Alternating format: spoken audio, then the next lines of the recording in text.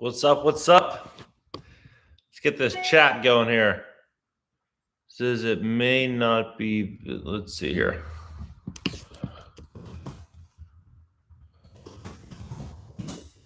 Get this live going. So, did you guys see my video about Biden and the administration? Like, it's kind of hard not to laugh at this because things are going to get pretty crazy. Hey, Sarita. Things are going to get pretty damn insane. Apparently, wait for a couple more people to hop on here. Hey, what's up? All right, we'll wait to get 20 people on. Cool, perfect. So Biden says that there is $11 trillion in mortgages that are outstanding and that there's too many loans out there and that he wants to change that.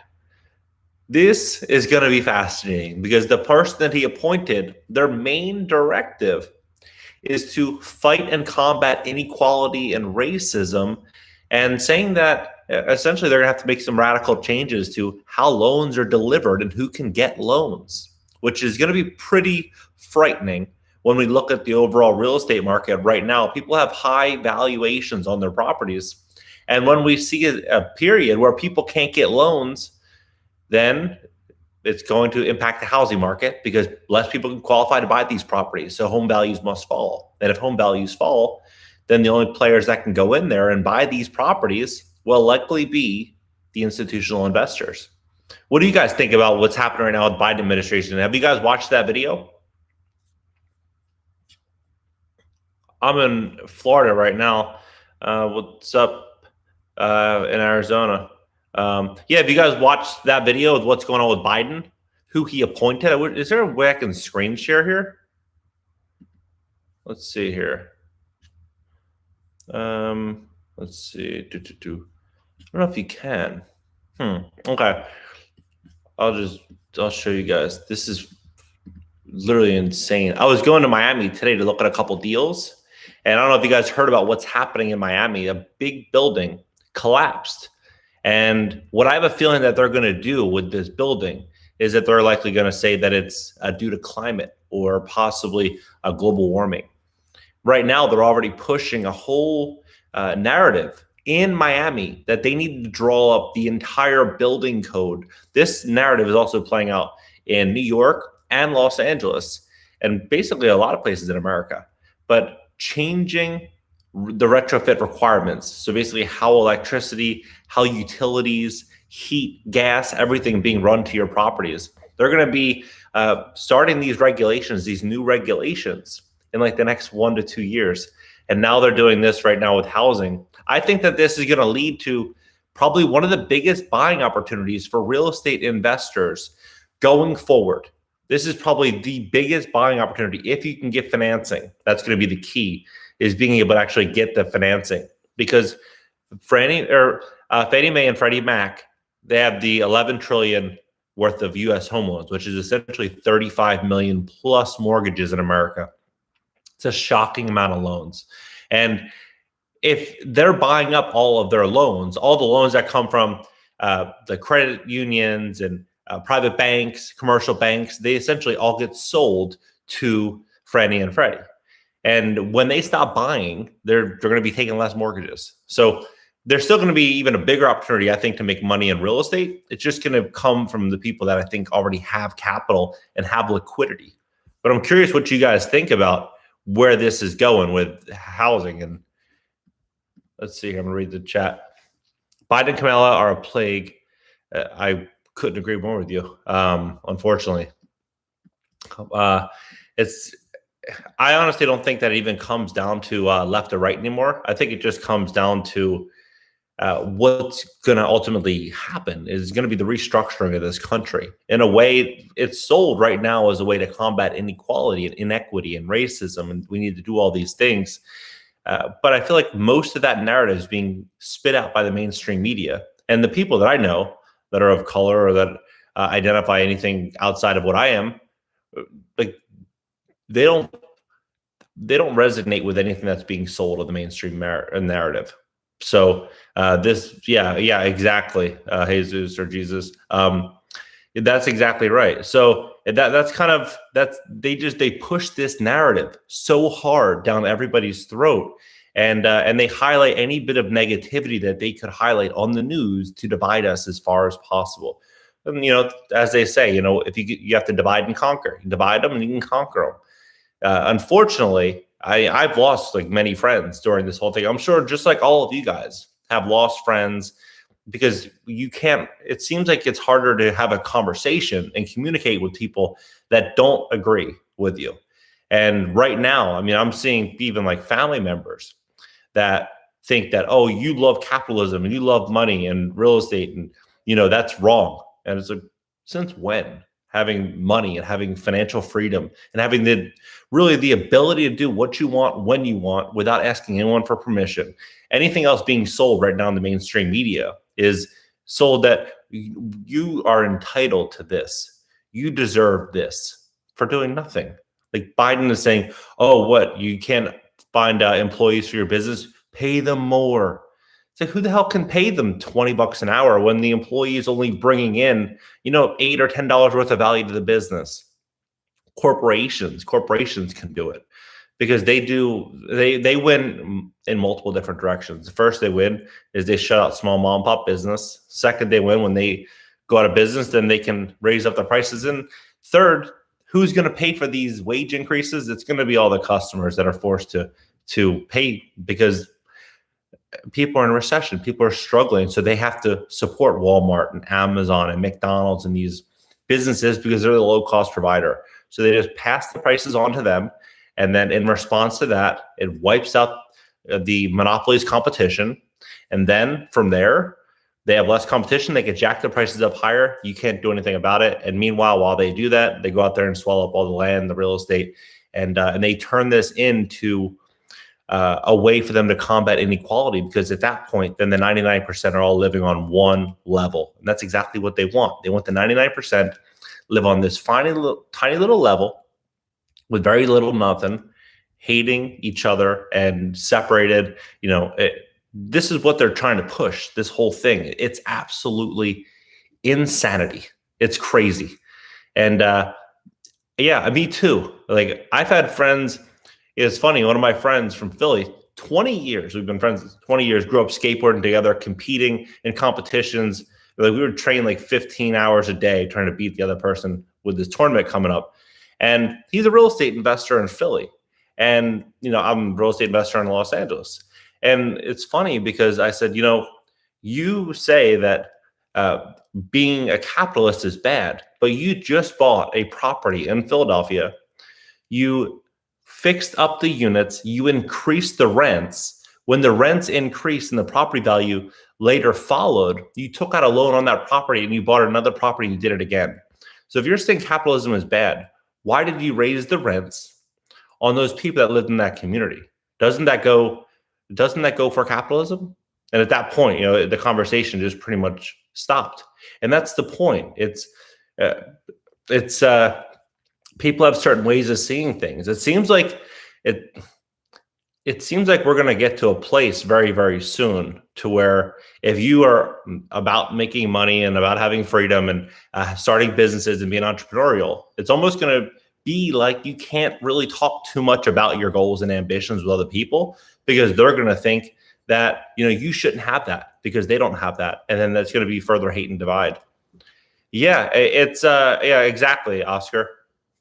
But it's funny though, when I talk to my other friends because I have a lot of friends that are very money driven. They love business. That's what they enjoy. And I'll talk to them about my goals, and it's a completely different tune because they're ambitious and they probably have a hell of a lot more than I do. So for me, talking to them, they feel unthreatened. But imagine what happens when this system right now wipes out the middle class, because that's what they're doing. When they take away the ability to get financing, mortgages, that's how people build wealth and liquidity. They build it because they bought a house 20 years ago, they held on to it, or they sold it and bought a bigger house and bought a rental property. And then over time, it's just worth a ton of money. And now they're, upper middle class. But when you take the ability for people to get financing away from them, then what happens? People have to rent. And when they have to rent, they over time are historically they have less money. And then at that point, the people that have less money are going to be looking at the people that have money and say, hey, you stole from me. Yeah, they don't teach you any, they don't want you to know any of this stuff in school. You know, it's funny. I had an English teacher in, I think this was like 8th grade, 9th grade. And at this time, I was going to a rough school. My mom and dad just got divorced, moved in with my dad. We didn't have heat, electricity, running water, nothing. I mean, the neighborhood was sketchy. And when I was sleeping on an air mattress with him, and I was driving a bicycle to school. This is in Blackwood, New Jersey. Driving a bicycle to school, and we had to, or I had to, have a school assignment where we were talking to the teacher, and we had to tell them what we were going to be when we got older. And I was like, oh, I want to be a doctor because I thought doctors made all the money. And then she's like, oh, be realistic. And she literally wouldn't let me say, you're a doctor, or you'll be a doctor. I had to change it to something stupid, something ridiculous. But, you know, it's funny when you look at that, just the perception of people and how they see the world. They push off what they think is possible for you because that's what they think is possible for them.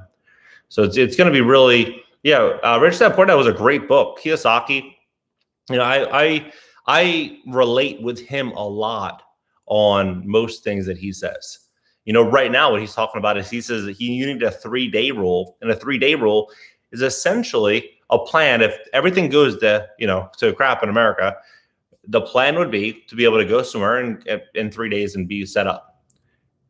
Yep. You know, an academic, there's a lot of academics too that I have family members that are academics, you know, and they don't see anything outside of academia. What happens now is most of the people that are making money are doing it in untraditional ways. You know, today, some of the wealthiest people are doing things that no one would have thought about doing 10, 15, or 20 years ago. But nowadays, the doctors, the lawyers, they're not the most well off. It's generally someone that's like running a technology company or doing something big online, social media, lending money, apps, all that kind of stuff. Those are the people that are really, really killing it. Robert Kiyosaki is saying that you need to be able to go somewhere in 3 days and be fully set up. And he's talking about having like crypto and gold all over the world. You know, he has a very, very interesting perspective, but he's been saying that for probably about a year. And a lot of people, I think, thought he was crazy when he said that. But now I think people are thinking that he's less and less crazy. They use that word, the tinfoil hat stuff. I just look at things logically. If you completely turn off the TV and you literally just look at the chain of events that have unfolded in front of all of us over this time, and then we look at the current chain of events that are unfolding, the facts are the facts. That's what it comes down to. The facts are the facts. If they were really trying to stimulate this economy and get this world back on track, would they increase taxes right now? Would they increase capital gains tax? Would they go after inheritance tax? Would they go after home mortgages? Would they talk about like all the things that they're doing is exactly what you would do if your plan was to tank the economy. That's exactly what you would do. And that's what they are doing. That's why right now I think the biggest opportunity is going to be investing in real estate, investing, when the panic hits, the panic sets in. Right now we're in like a euphoria. Looking at a building in Miami, they want $200,000 per apartment. $200,000 an apartment. 2 years ago, you probably could have got it for $130,000 an apartment. Like the appreciation just comes out of thin air because the cost to borrow money is so inexpensive that they just factor it into the purchase price and you end up getting stuck, way overpaying for a building. But the facts have been called lies. Yep. Any shorts? Yeah, I think I should do some shorts. It's crazy too, because it's very interesting. Like, I love the idea of like having friends that see things differently, because I have some other friends that are very well off that think that everything is perfect. And I'm like, but how do you, like, if you look at the economy, the world, what's happening, look at Singapore, what's happening, look at Australia, what's happening, look at Canada, what's happening, look at Portugal now, what's happening, India, look at all these places. And just because, America has, opened a little, that doesn't mean that America is fully back on track. But some people get so tunnel vision and seeing only what they want to see that unfortunately it stops them from seeing logical reason as to what's going on. That's why for me, I think the number one thing that is important is just reading, stacking as much money as possible, cutting out any type of liabilities, and thinking long term, realizing the changes that are coming in the world and building out businesses and strategies that are going to support the changes that are coming regardless. The problem then becomes is when you don't do that and you just stay in your little area and think that 2022 and 2023 are going to be exactly like 2020. And when that happens, then essentially you have a dying business, and the cost of goods and services and the cost of employees is only going to increase. So then ultimately it's you're just going to wait to starve. So that doesn't make any logical sense. What do you think about gold? Gold and silver? I actually am starting to lean into, I've never really considered gold, but now I'm like, oh, you know what? I had some smart friends talk to me about it the other day. They're like, you should probably put like 10% of your liquid cash into it. I'm like, okay, well, I'm going to consider it, think more about it. Bitcoin, I have a couple of friends that made a ton of money. I mean, when I say a ton of money, I mean like unbelievable amounts of money in Bitcoin. And I DM'd one of them the other day. And I'm like, hey, is now the time to buy? This is like when the bloodbath hit and Bitcoin hit like 29.7. And they're like, no, give it another 6 months. When the winter comes and the problems come, I bet we'll see Bitcoin hit 10K again. And at that point, then we're going in heavy. And I'm like, okay. That was the end of the conversation. But these people, when I say they made a lot of money, they put millions in at 3K. And then when they liquidated their entire portfolios in the high 50s. And this is like the first time that they've pumped that market. They've done well in Bitcoin the last 4 years. And I'm going to just take their direction on it. When I see like a 10K, a 12K, I'm going to throw a ton of money in it. And I'm just going to let it sit for a year and see what happens to Bitcoin.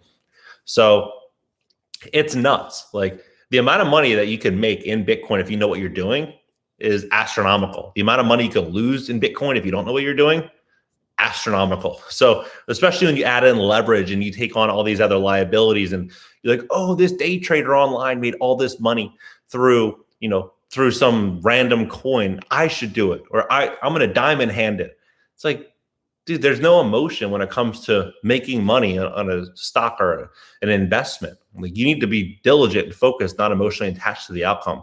If the value that the market is offering you at that moment is far greater than the true intrinsic value, you should maybe take your risk off the table, meaning the money that you put in. You could ride profits for a while, see what happens, but you don't want to lose your money. And I think we're going to see a lot of people lose their money very soon.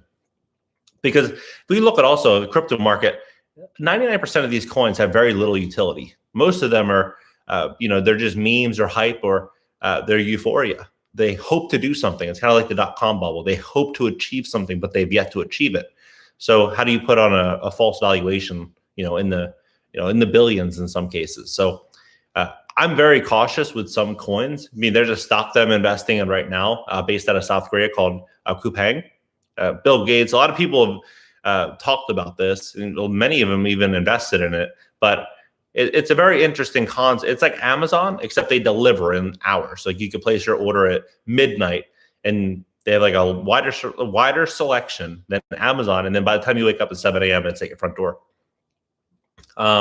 So yeah, that's based out of South Korea. That's the investment that I made in South Korea.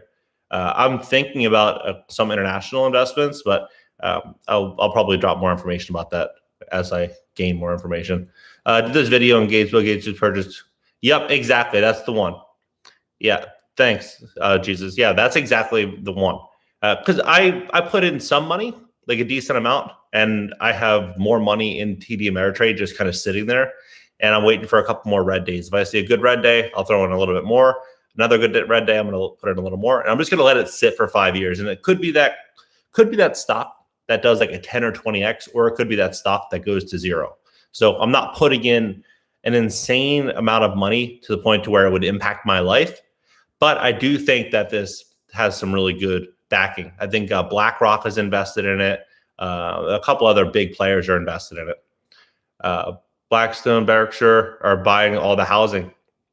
Yep.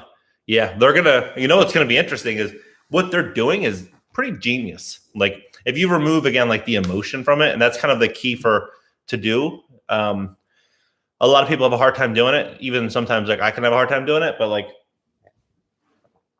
more like understanding it. But what BlackRock is doing is they're going out there pumping up prices, right? And when they see everyone neighbors like, oh man, my house just sold. That one sold for 500,000. That sold for 700,000.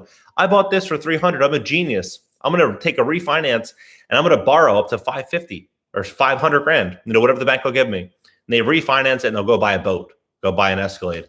The people will just blow their money. And then when the market dumps, which is likely going to happen, when it dumps, then they're going to say, oh man, my house is only worth 300. Now I owe 550. And now I have all these debts and responsibilities. What can I do? They're either going to rent out rooms, they're going to sell it for a loss, or they're going to hold on. But a lot of people won't have the financial ability to hold on.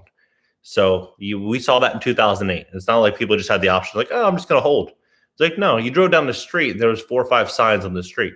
And that does not have the same impact that what we're seeing today has. What we're seeing today, it's fascinating.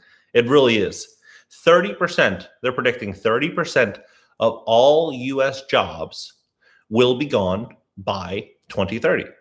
30%. So, right now we have 155 million jobs. So let's just say it goes down to 125 million, right? 120 million, even more, right? Let's just say 120 million of the 155.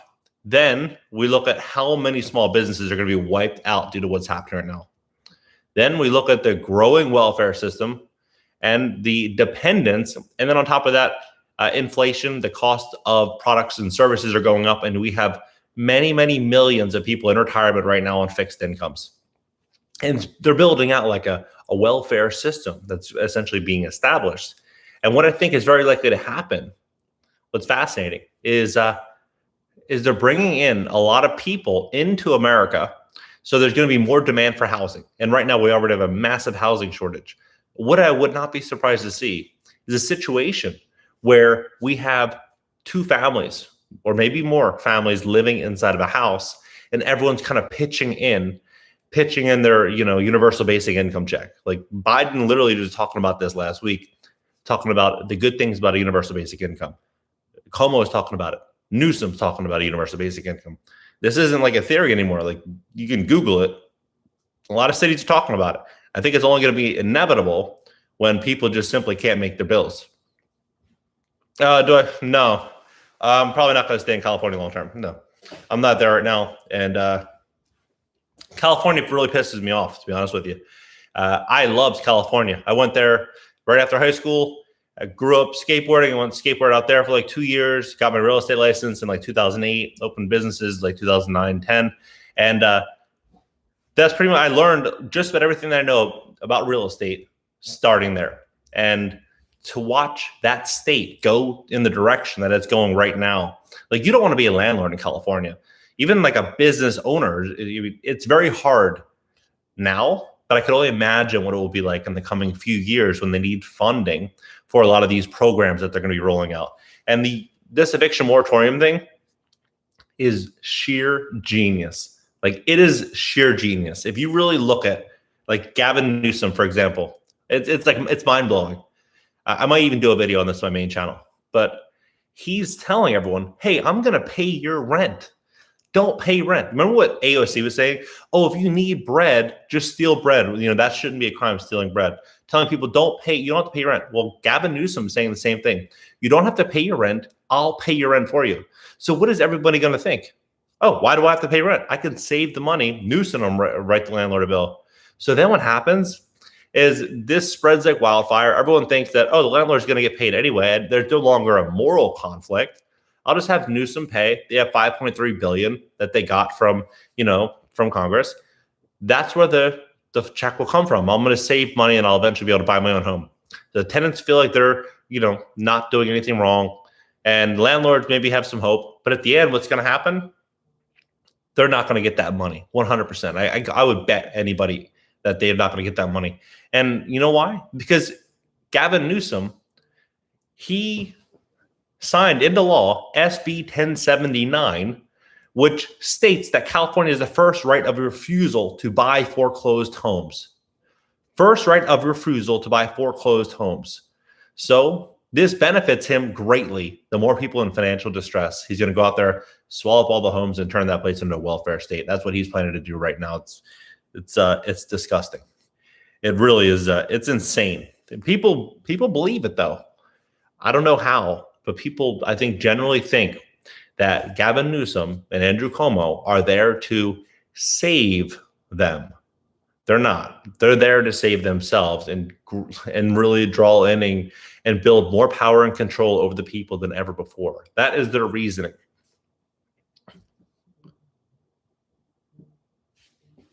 Hold on one second. Hey, are you here? Okay, cool. I'll be out in a second. Consider subscribing here. Subscribe to this channel. I'm gonna go out have dinner with the family, but subscribe to this channel. I'm gonna be going live on this channel probably 3 times a week. So if you subscribe and hit the notification bell, you'll be notified the next time that I go live, and we can talk about some of the craziness that's going on and what I'm doing right now to prepare and how I'm investing. I'll see you guys in the next live, and have a great weekend. But I'll see you until probably Monday. See ya.